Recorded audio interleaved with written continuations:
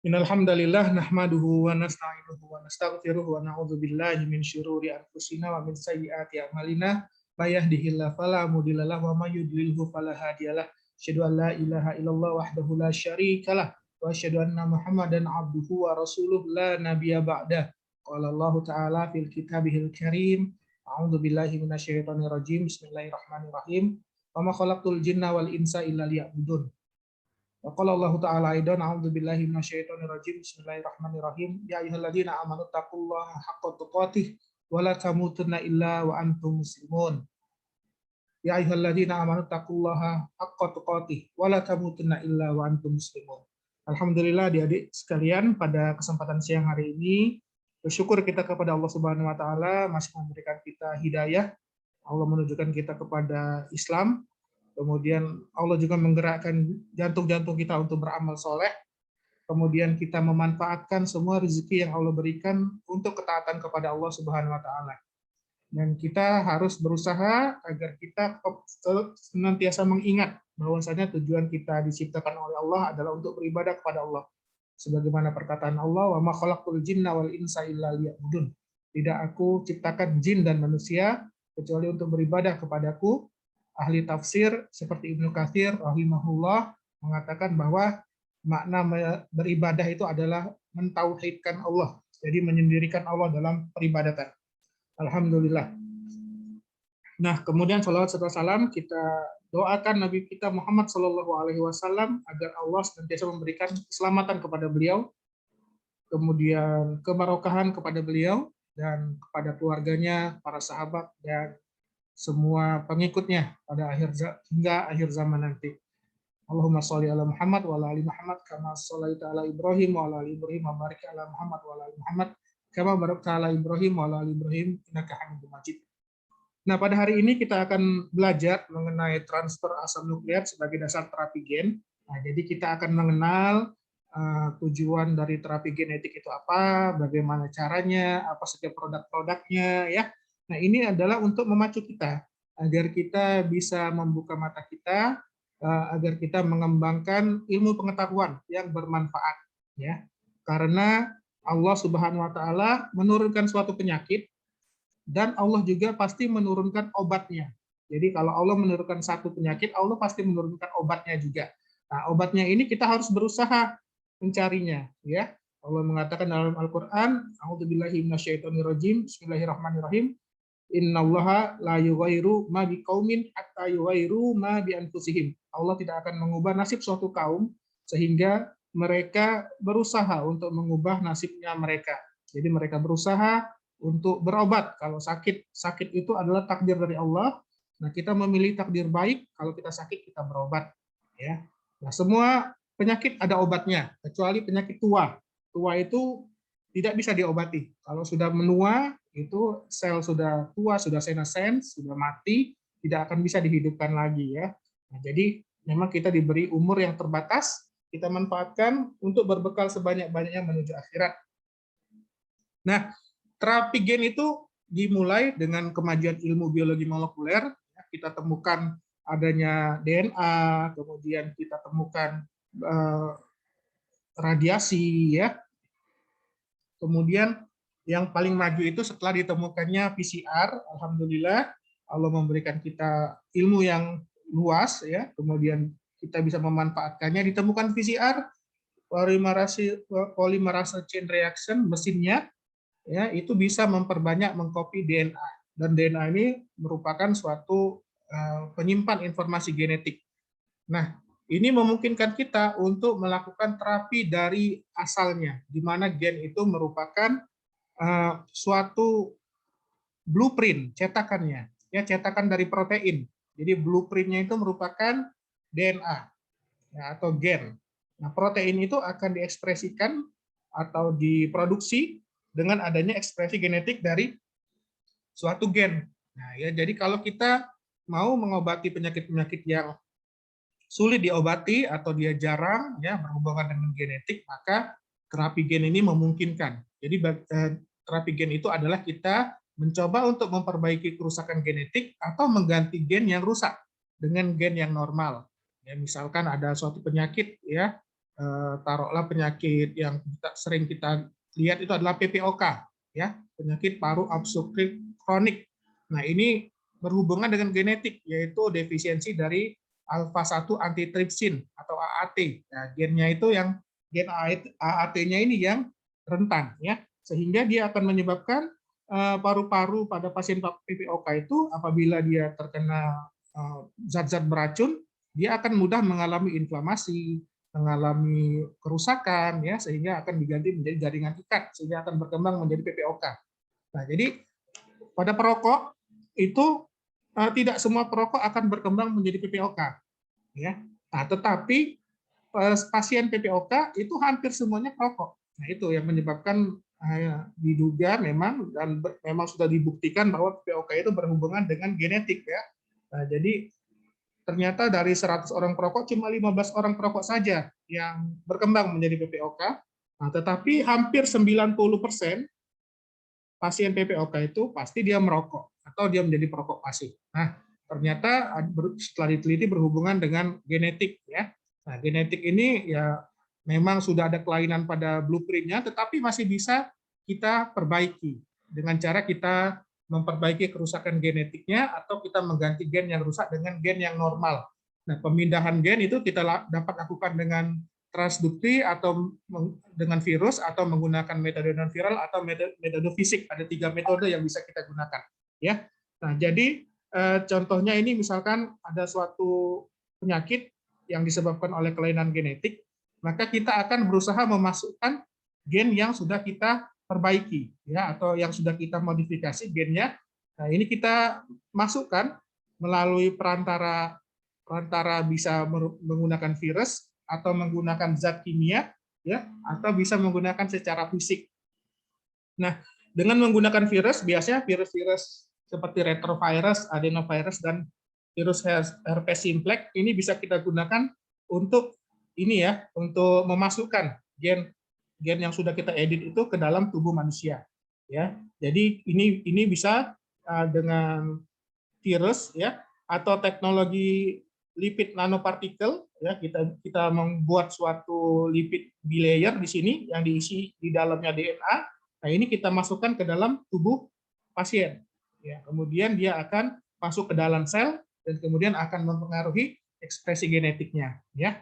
Nah, bisa juga ini menggunakan virus seperti lentivirus tadi, ya, adenovirus. Jadi virus ini sengaja diinfeksikan kepada manusia dengan harapan virus tersebut akan membawa masuk gen yang sudah kita edit dan dia nanti akan mengekspresikan protein yang berfungsi dengan baik, ya, protein yang berfungsi dengan baik.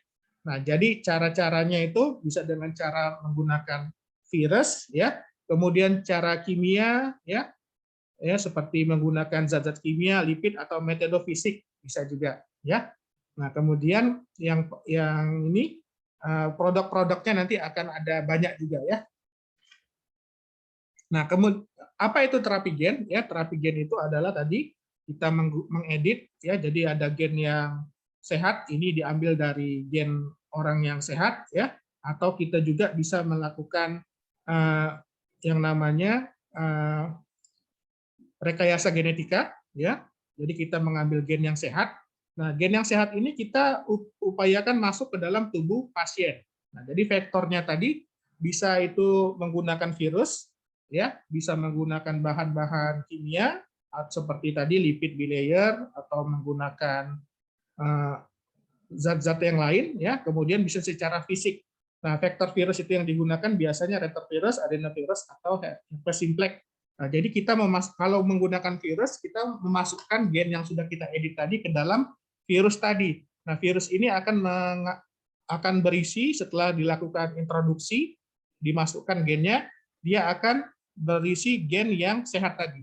Nah, kemudian gen yang sehat ini dapat kita transmisikan, ya, kita introduksikan ke dalam tubuh pasien. Nah, sehingga pasiennya nanti akan terinfeksi virus tersebut. Nah, kemudian dia akan memasukkan DNA ke dalam ke dalam sel pasien, ya. Nah, kemudian kita akan mendeteksinya dengan reporter. Jadi reporternya itu adalah biasanya green fluorescent protein. Ya, nah, kita akan melihat apakah virus tersebut sudah berhasil mengintroduksikan gen tersebut di dalam sel-selnya. Ya. Nah, tetapi selnya tersebut harus sesuai ya dengan yang mengekspresikan. Misalkan kelainan pada pankreas, pada diabetes tipe 1 misalkan ya, ada kerusakan beta pankreas atau kerusakan ini ya, kerusakan gen pada gen penghasil insulinnya. Nah, virus ini harus masuk ke sel-sel beta pankreas. Nah, jadi harus masuk ke sel targetnya. Nah, sehingga dia bisa mengekspresikan protein yang sesuai ya. Nah, kemudian contohnya terapi gen ini bisa kita gunakan untuk mengobati penyakit-penyakit yang sangat jarang yang diturunkan secara resesif, misalkan cystic fibrosis, hemofilia, ya, muskular distrofi, sickle cell anemia, serta penyakit-penyakit yang dapat membahayakan seperti kanker dan infeksi virus tertentu. Ya. Nah, kalau pada cystic fibrosis ini terjadi kelainan pada gen CTFR yang terletak pada kromosom nomor 7 di lengan Ki, ya, lengan Ki nomor lokus 31.2 ini. Nah, ini akan menyebabkan produksi mukus yang berlebih, ya, produksi mukusnya berlebih lendir yang dihasilkan. Nah, ini akan menyebabkan kalau dia diproduksi di jaringan parenkim paru, ya, menghasilkan mukus yang berlebih, maka dia akan terjadi sumbatan yang akan menyebabkan terjadinya ini blokade ya pada saluran nafas kecil, sehingga dia akan tersumbat oleh lendir dan menjadi sempit saluran nafasnya. Nah, begitu juga di pankreas ya, kalau di pankreas dia terjadi sumbatan mukus, maka getah-getah pankreas itu akan terhalang untuk disekresikan. Akibatnya enzim-enzim pencernaannya akan berkurang ya yang disekresikan. Jadi dia akan mengalami gangguan cerna. Nah, cystic fibrosis ini penyakit yang diturunkan secara autosomal resesif. Nah, jadi ini disebabkan oleh kelainan kromosom pada kromosom nomor 7, yaitu gen CTFR7 itu pada kromosom 7. Ya. Nah, kemudian ini yang terjadi pada cystic fibrosis, di mana pada trakea, ya, ini yang normal dia tidak dipenuhi oleh mukus. Nah, tetapi pada cystic fibrosis, di mana terjadi sekresi mukus yang berlebihan, jadi kelenjar-kelenjar mukusnya itu menghasilkan mukus yang berlebih, ya. Nah, ini dapat menyebabkan sumbatan. Nah, terapi gen ini dapat kita gunakan untuk mengobati penyakit-penyakit yang sulit disembuhkan seperti ini, ya. Jadi ini kita bisa gunakan terapi genetik. Nah, bagaimana cara kita mengirimkan gen itu? Mengirimkan gen itu ke ini, ke tubuh pasien, ya, atau ke organisme yang kita inginkan, ya. Yang pertama kita bisa memindahkan gen tersebut atau DNA atau RNA tersebut ya menggunakan metode transfeksi viral atau transduksi. Jadi tadi kita masukkan DNA-nya tadi atau RNA-nya tadi ke dalam virus. Nah, kemudian virusnya akan diinfeksikan ke dalam tubuh target ya. Nah, kemudian yang kedua itu bisa kita kemas asam nukleat tersebut dengan bahan baku kimia ya, seperti reagen kimia atau lipid bimembran, tadi lipid bilayer. Nah, kita akan bungkus tadi DNA atau RNA-nya tersebut sehingga bisa kita transduksikan, kita masukkan ke dalam tubuh pasien. Yang ketiga ini metode fisik, contohnya mikroinjeksi. Nah, ini kalau mikroinjeksi ini untuk untuk menghasilkan organisme yang dia GMO ya, jadi genetic modifying ya, jadi organisme-organisme yang dia merupakan hasil rekayasa genetika. Biasanya ini digunakan pada hewan, tidak kepada manusia ya. Mikroinjeksi ini biasanya metode fisik ini digunakan kepada hewan. Nah, yang digunakan untuk manusia biasanya metode nomor 1 transfeksi viral atau yang menggunakan transduksi non viral ya. Nah, ini berbagai macam jenis produk dari terapi gen. Yang pertama adalah DNA plasmid. Jadi plasmid itu adalah DNA sirkuler yang berbentuk seperti cincin yang dia bisa ditukar-menukar ya, ditukar-menukar oleh bakteri. Nah, ini DNA ini kita bisa lakukan rekayasa genetik. Jadi kita potong plasmid bakteri tersebut, kemudian kita sambungkan dengan gen yang kita inginkan, ya. Nah, caranya adalah pertama kita sekuen dulu viral dan host genomnya, ya. Kemudian kita pilih, ini misalkan kita mau melakukan ini vaksinasi, ya, dengan menggunakan plasmid. Ya, kemudian kita pilih target dari DNA yang kita inginkan tersebut, ya. Nah, kemudian kita perbanyak melalui PCR, ya, gen yang kita inginkan tersebut. Nah, kemudian gen tersebut dilakukan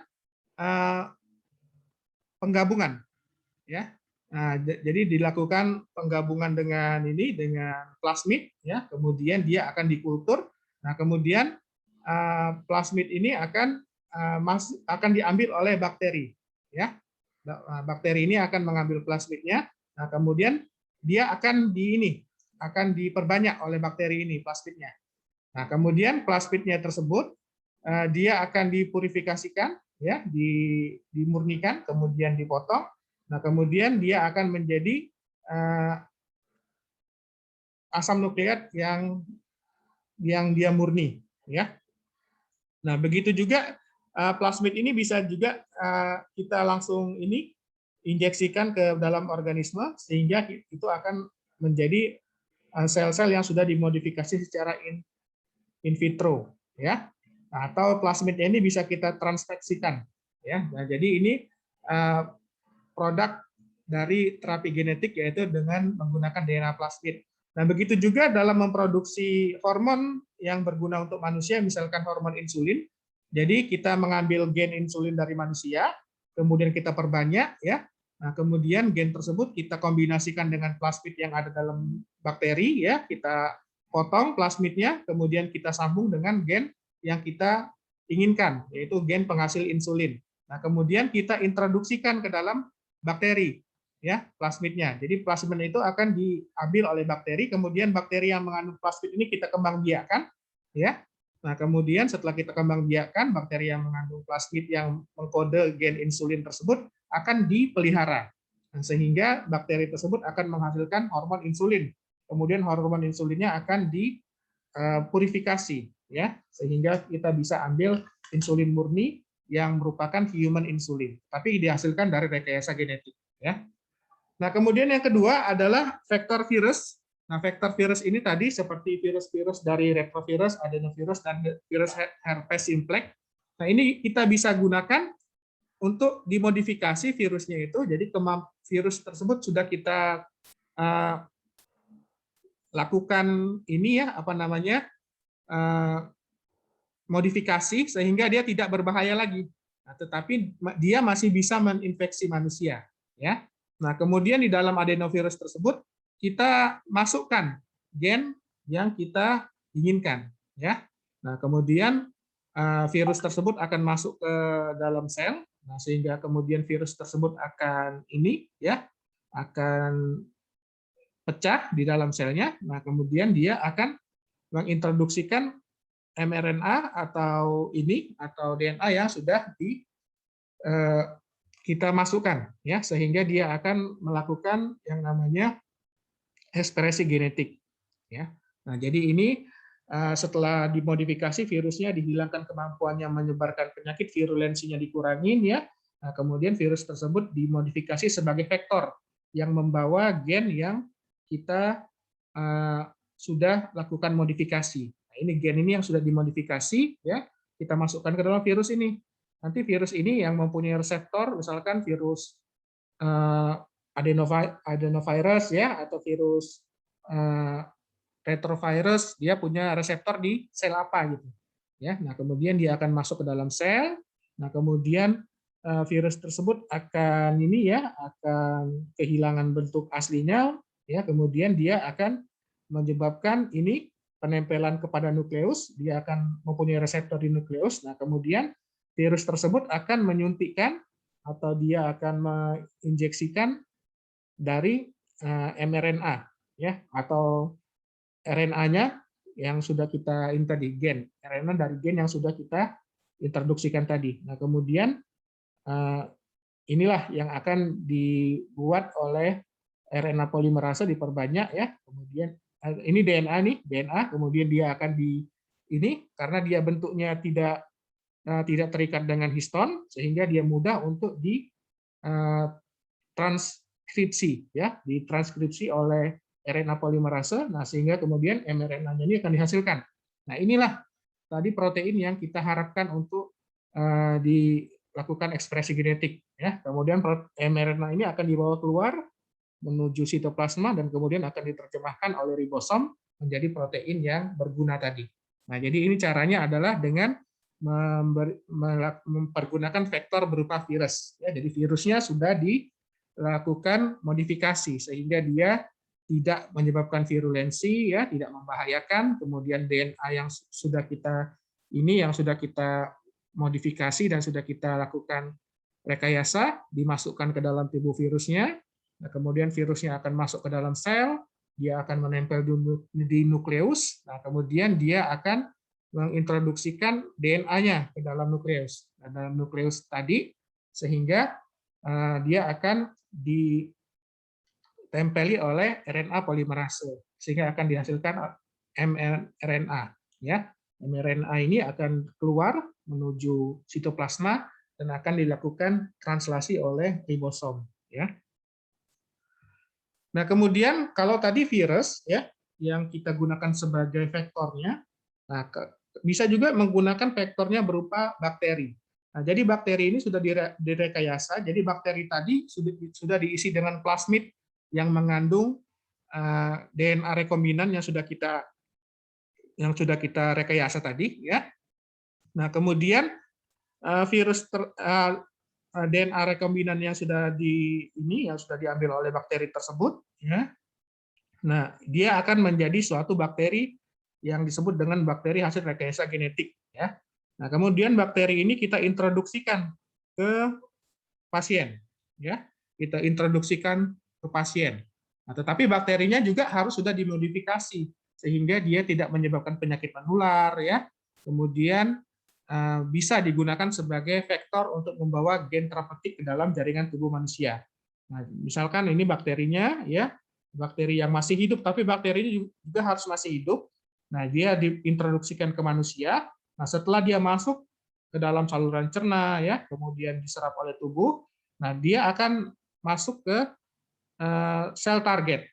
Nah, di sel target ini bakteri ini dia akan dilakukan endositosis ya.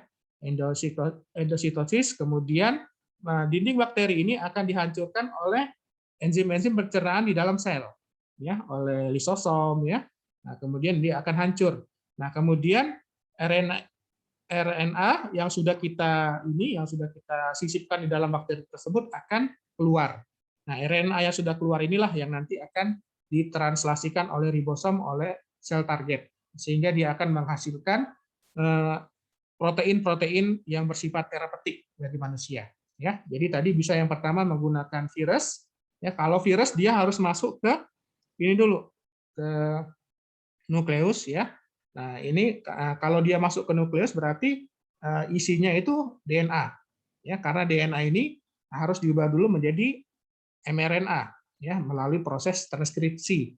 Nah, tetapi kalau isinya itu RNA ya, isinya RNA, isi dari asam nukleat yang kita introduksikan itu RNA, maka dia tidak perlu sampai ke nukleus ya, dia cukup di sitoplasma aja. Nah, ini kita bisa gunakan pada vektor berupa bakteri. Nah, jadi bakteri yang sudah mengandung RNA yang sudah kita modifikasi tersebut, dia akan ditelan oleh sel target, kemudian dihancurkan dinding selnya, nah, kemudian RNA-nya akan keluar. RNA inilah yang nanti akan dilakukan translasi oleh ribosom ya, oleh ribosom sel target. Nah, kemudian tadi selain kita bisa menggunakan virus sebagai vektor, contoh virusnya tadi retrovirus, adenovirus, herpes simplex ya. Nah, kemudian juga bisa menggunakan bakteri ya untuk sebagai vektor. Nah, kemudian yang ketiga adalah produknya adalah teknologi penyuntingan gen manusia.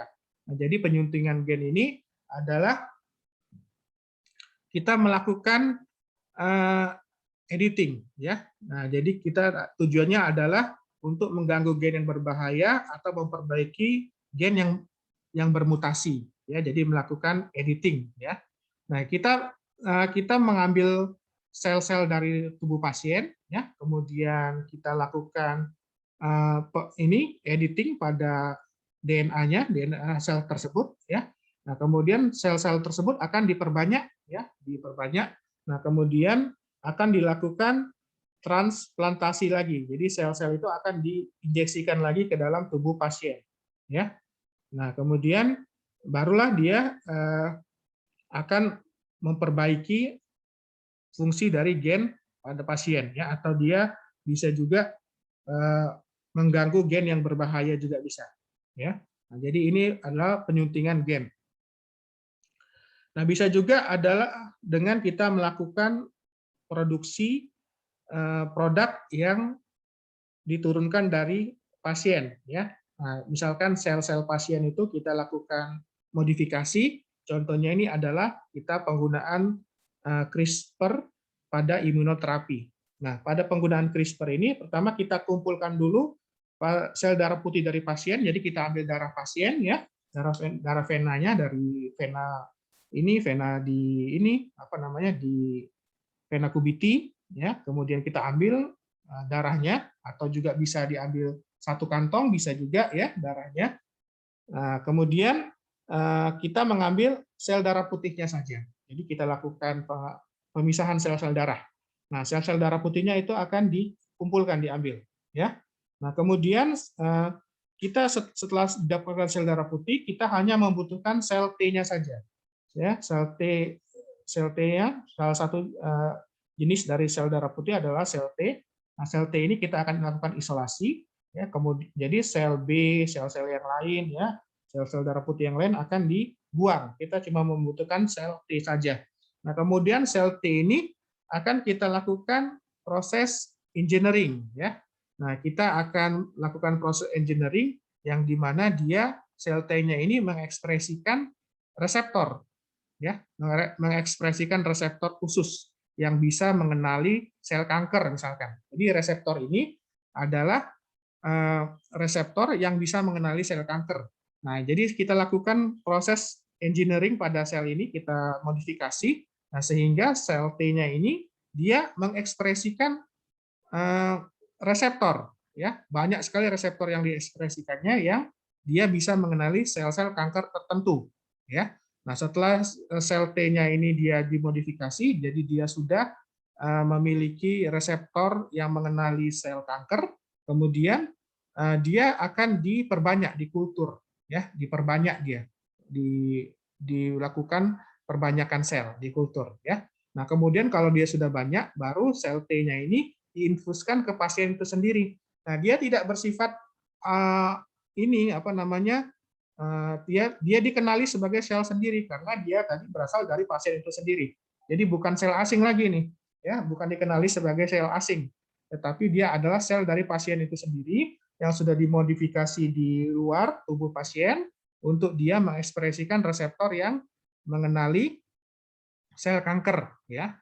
Nah, ini adalah penggunaan CRISPR, ya, nama gennya itu gen CRISPR, ya, yang untuk mengaktifkan ininya apa namanya reseptornya yang sehingga dia sel T ini mempunyai kemampuan yang lebih akurat mengenali sel-sel kanker, ya, sehingga dia bisa langsung mengenali sel kanker spesifik. Jadi bukan sel sehat juga di ininya dikenali, bukan. Nah, tetapi dia langsung mengenali sel kanker dan dia akan melakukan proses sitotoksik pada sel-sel yang dikenalinya itu. Jadi sel kanker itu sudah dikenali, jadi ini peningkatan sensitivitas dari sel T, ya. Dengan cara kita modifikasi, kita tubuhkan, kemudian kita lakukan ini apa? Perbanyakan, kemudian diinfuskan lagi ke pasien, ya. Nah, jadi sel ini adalah sel pasien itu sendiri, ya. Nah, ini adalah salah satu jenis dari terapi gen, ya.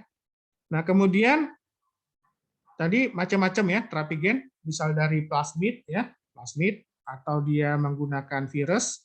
Kalau plasmid itu cuma ininya saja, DNA sirkuler saja tanpa perantara. Nah, kemudian bisa juga kita menggunakan virus sebagai vektor untuk mengintroduksikan gennya. Kemudian bisa menggunakan bakteri. Kalau bakteri ini biasanya RNA yang dipakai. Bisa juga kita teknologi penyuntingan gen, ya. Nah, mirip-mirip sama si ini tadi, ya, sama yang sel T ini, ya. Nah, ini. Kemudian, nah, kita akan membahas tentang transveksi non-viral. Jadi transveksi non-viral ini biasanya dia lebih disukai daripada transveksi viral, ya. Karena sifatnya dia transveksi non-viral ini dia lebih ini, ya, lebih aman, ya. Jadi bukan menggunakan virus yang bisa menyebabkan berbahaya secara imunologis, ya, tetapi ini menggunakan bahan-bahan yang kimia. Ya, contohnya itu kalsium fosfat, ya, atau dextran atau lipid katatonik, ya, yang menyelubungi DNA. Nah, jadi bisa menggunakan polimer-polimer katatonik, ya, kemudian dendrimer, peptid atau liposom. Nah, kalau yang ini virus, ini dia berarti transveksi viral. Jadi DNA-nya itu dimasukkan ke dalam virus atau RNA-nya dimasukkan ke dalam virus. Nah, bahan-bahan ini adalah bahan-bahan pembawa, ya. Jadi dia akan membawa DNA atau asam nukleat yang ingin kita introduksikan ke dalam tubuh pasien, ya. Nah, ini akan diserap secara biologis, kemudian dia akan masuk ke dalam sel, ya. Nah, kalau dia berupa DNA, dia harus masuk ke dalam nukleus. Karena DNA itu di dalam nukleus bisa diubah oleh RNA polimerase menjadi mRNA. Nah, tetapi kalau isinya ini mRNA, dia nggak perlu masuk ke nukleus. Dia cukup di sitoplasma saja. Di sitoplasma sudah ada ribosom dan sudah siap untuk mentranslasikan mRNA. Ya. Nah, ini syarat-syaratnya itu untuk melakukan terapi genetik ini, dia harus biokompatibel, ya. Kemudian dia efektif, ya. Kemudian syarat pembawanya ini dia harus bisa memuat banyak dari asam nukleat, ya. Jadi dia bisa memuat banyak asam nukleat. Nah, kemudian dia tidak menimbulkan reaksi imun yang berlebih, ya. Jadi ini syarat-syaratnya. Jadi bisa digunakan tadi seperti dextran, ya, kalsium fosfat, liposom atau peptida-peptida yang lain. Nah, ini langkah-langkah kunci dalam terapi gen, ya. Jadi kita lakukan formulasi obatnya dulu, ya. Tadi kita bisa menggunakan berbagai macam teknik, ya, bisa menggunakan liposom, bisa menggunakan dextran, ya, atau menggunakan dendrimer, peptid dan lain-lain. Nah, kemudian setelah itu kita masukkan, setelah itu dimasukkan ininya, DNA-nya atau RNA-nya, ya. Nah, kemudian DNA tersebut yang sudah terbungkus di dalam formulasi obatnya ini, dia akan disuntikkan ke pembuluh darah, ya. Nah, kemudian oleh pembuluh darah dia akan dibawa ke sel target, ya. Nah, kemudian oleh sel target ini dia akan ditransfer ke matriks ekstraseluler, ya. Nah, kemudian setelah dia bisa sampai ke matriks ekstraseluler, obat-obat ini yang tadi dia di dalamnya mengandung DNA atau RNA, dia akan berikatan dengan reseptor, ya. Dia akan berikatan dengan reseptor pada sel target, dan kemudian setelah dia berikatan dengan reseptor, dia akan di-uptake atau ditelan, ya, oleh sel target, ya. Nah, kemudian setelah dia berada di dalam sel target, dia akan dilakukan transport secara seluler, ya. Nah, kemudian dia akan masuk ke dalam endosom, ya. Nah, kemudian setelah masuk ke dalam endosom, dia akan pecah, ya. Nah, sehingga dia akan ini melepaskan asam nukleatnya, ya, asam nukleatnya. Nah, asam nukleat ini kalau dia berupa RNA, dia bisa langsung dilepaskan di ini ribosom, di ini apa namanya, di sitoplasma, sehingga dia akan ditangkap oleh ribosom dan melakukan translasi. Tetapi kalau berupa DNA, dia harus masuk dulu ke dalam nukleus, karena RNA polimerase itu hanya ada di nukleus, sehingga dia akan ditranskripsikan menjadi mRNA, baru kemudian dikeluarkan ke sitoplasma, ya. Nah, baru dia akan menyebabkan ini ekspresi genetik, ya. Nah, sedangkan reseptornya tadi yang sudah terpakai dia akan kembali lagi ke sel. Nah, jadi pentingnya untuk kita adalah merancang suatu obat yang dia dikenali oleh reseptor pada sel target, ya. Jadi dia akan mengenali reseptor pada sel targetnya, ya, dikenali oleh reseptor pada sel target. Ini penting sekali untuk merancang ini agar dia bisa diserap oleh sel yang tepat, ya. Nah, ini juga bisa dikenali oleh makrofag, ya. Jadi bisa waktu dia sebelum nyampe ke sel juga sudah bisa dihancurkan oleh makrofag karena dia benda asing, ya. Nah, ini pendekatan yang lebih berpotensi ini tadi menggunakan transfeksi non viral, ya. Jadi kita transduksi non viral tidak menggunakan virus. Jadi kita menggunakan bahan kimia seperti polikationik ligan, ya. Ini kita tambahkan dengan DNA. Nah, sehingga DNA-nya ini akan diselimuti oleh agennya tadi, ya. Nah, jadi dia berada di dalam kapsulnya, ya, dikapsulisasi oleh ligan-ligan polikationik. Nah, sehingga dia tadi setelah disuntikkan ke tubuh pasien, dia akan mengikut peredaran darah sampai ke sel target, dikenali oleh reseptor sel target, dia akan masuk secara endositosis, ya, kemudian masuk ke dalam endosom, ya.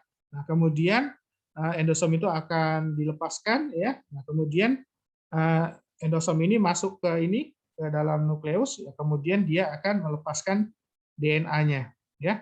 Nah, DNA-nya ini karena dia merupakan DNA bebas, jadi dia akan segera dilakukan proses transkripsi oleh RNA polimerase, ya, kemudian akan menghasilkan mRNA. Nah, mRNA ini akan keluar menuju ke sitoplasma, ditangkap oleh ribosom dan akan dilakukan proses translasi, ya, sehingga akan terbentuk protein-protein yang berguna sebagai obat atau terapeutik, ya.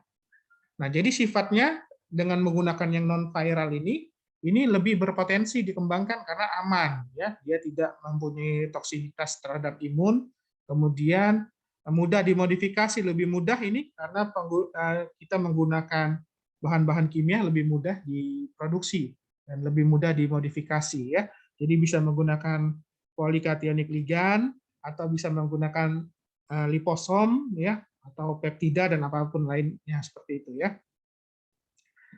Nah, ini sistem pengiriman gen non virus dan alat terapi genetik, ya. Nah, jadi ini yang non viral ini lebih disukai tadi karena dia lebih mudah dilakukan modifikasi, kemudian dia kurang imunotoksik dibandingkan viral. Yang kalau yang viral tadi kan kita harus lakukan modifikasi virusnya dulu agar virusnya tidak bersifat membahayakan, ya. Nah, ini alat-alat untuk untuk mengeditnya itu kita bisa menggunakan plasmid DNA, ya. Jadi plasmid ini bisa kita gunakan atau mini circle, ya, atau oligonukleotida seperti sirna, mRNA, aptamer, ya. Nah, kemudian ini nanti akan dibungkus tadi oleh bahan-bahan pembungkus seperti lipid kationik, ya, atau surfaktan, ya. Ini lipid kationik tadi, ya. Surfaktan chitosan juga bisa, ya. Kemudian bisa dia digunakan apa namanya, emas, ya, emas juga bisa, dendrimer, karbon nanotube, kemudian lipid, ya, bisa juga menggunakan liposom, macam-macam. Ini pembungkusnya. Nah, ini nanti yang membungkus DNA atau RNA yang akan kita introduksikan tadi, ya. Kemudian juga bisa menggunakan sistem hibrid, di mana kita menggunakan surfaktan fosfolipid, ya. Bisa jadi beberapa macam ini bahan pembungkusnya ini kita gabungkan jadi satu, ya. Bisa dia surfaktan fosfolipid atau space peptide etosom, ya, atau yang lain-lain, ya. Nah, ini kemudian kita bisa masukkan ke tubuh pasien. Rute pemberiannya bisa perkutan, ya, bisa langsung disuntik ke mata, ini ada ini, ya, yang disuntik langsung ke mata itu ada, bisa inhalasi, ya, bisa dari hidung, ya, bisa pervaginam, bisa melalui pencernaan, ya, dan lain-lain. Nah, ini adalah pengenalan bagi kalian. Jadi jangan sampai kita tidak mengenal terapi genetik ini. Ya, jadi ini adalah kita melakukan perbaikan atau kerusakan gen dengan mengintroduksikan gen yang sehat atau gen yang normal, sehingga dia akan menghasilkan protein yang dia normal berfungsi. Ya, mungkin sampai sini ada yang mau bertanya, silakan.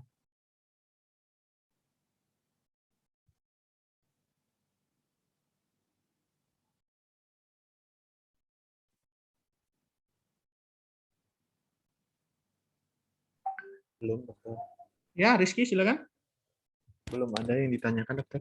Oh, belum ada. Ya. Jadi intinya take home message-nya ya. Jadi terapi gen ini mulai dikembangkan sejak kemajuan teknologi biologi molekuler ya.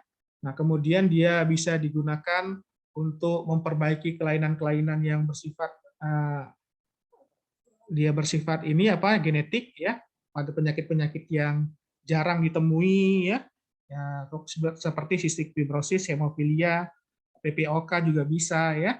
Nah, jadi kita intinya mengintroduksikan gen yang sehat, yang bagus ke dalam tubuh pasien, sehingga dia akan menghasilkan protein yang normal yang berfungsi. Nah, ini metodenya bisa digunakan dengan menggunakan viral, dengan menggunakan virus atau bakteri, ya, kemudian menggunakan metode non viral, menggunakan bahan-bahan kimia, atau menggunakan metode fisik, ya. Nah, tadi produk-produknya ada berupa plasmid, ya, ada berupa menggunakan vektor virus, ada juga vektor bakteria, kemudian penyuntingan gen, ya, kemudian modifikasi dari sel-sel pasien juga bisa, ya. Nah, kemudian ini adalah bahan-bahan pembungkusnya. Jadi DNA itu bisa dibungkus dengan bahan-bahan kimia seperti polimer katatonik, ya, dendrimer, liposom dan lain-lain. Nah, ini rutenya. Jadi dia masuk melalui peredaran darah, kemudian ke matriks ekstraseluler, dikenali oleh reseptor, ya, oleh sel target, masuk ke dalam sel target, kemudian dia akan ke endosom. Nah, dari endosom ini bisa masuk ke nukleus kalau dia berisi DNA, ya. Tapi kalau dia RNA itu bisa dihancur di sini dan dia akan mengeluarkan RNA yang akan dilakukan proses translasi oleh ribosom. Ada yang mau bertanya? Silakan.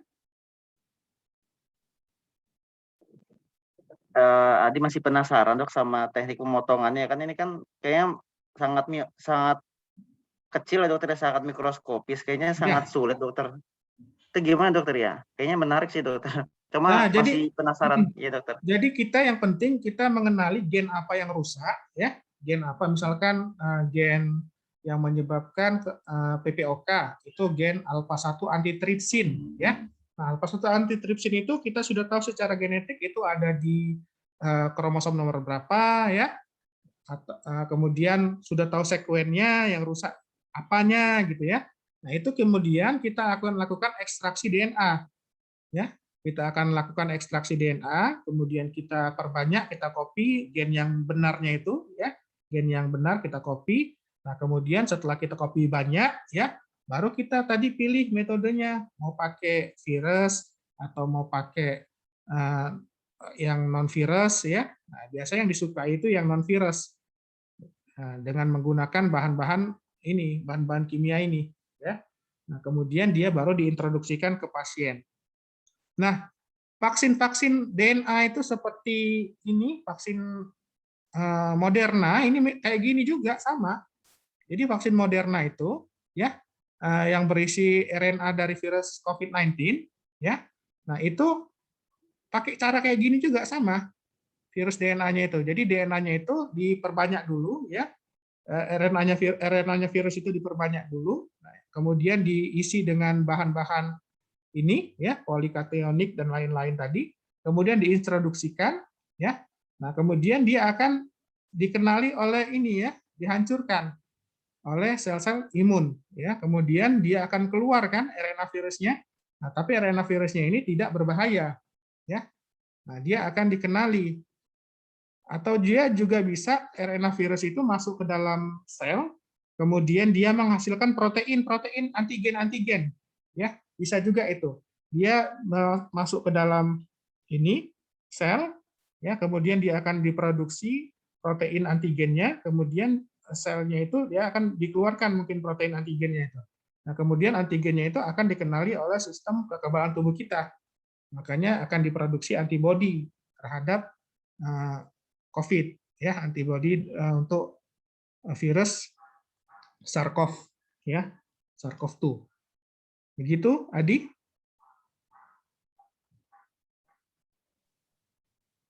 Baik, dokter. Ya, jadi virus Moderna itu kayak gini, dia menggunakan langkah-langkah seperti ini. Oke, kalau tidak ada lagi pertanyaan, kita sudahi sampai di sini kuliahnya. Mudah-mudahan bermanfaat. Jadi ini merupakan suatu teknologi, ya, kita walaupun kita masih terbatas di Indonesia pengembangannya, tapi kita harus kenal dulu teknologinya dan kita cari keunggulan kita di mana, ya. Kalau kita mau bersaing dengan luar negeri itu dia sudah duluan. Nah, kita harus cari celah yang belum dikembangkan oleh negara lain, kita kembangkan, ya. Jadi kalau ada kita berada di suatu komunitas, misalkan orang di situ sudah punya keahlian masing-masing, ada yang jago lari, ada yang jago berenang, ya, ada yang jago memanah, misalkan, ya. Kita cari keterampilan yang lain, ya. Misalkan kita jago pidato, misalkan, ya. Jadi kita kembangkan kemampuan pidato kita. Jadi kita punya keunggulan. Begitu juga FK Unila, ya. Nah, orang lain kan tidak mengembangkan agromedisin, ya kita mengembangkan agromedisin. Jadi kita akan menjadi pusat rujukan, ya. Itu saja dari saya, mudah-mudahan bermanfaat. Subhanakallahumma bihamdika asyhadu an la ilaha illa anta astaghfiruka wa atubu ilaik. Assalamualaikum warahmatullahi wabarakatuh.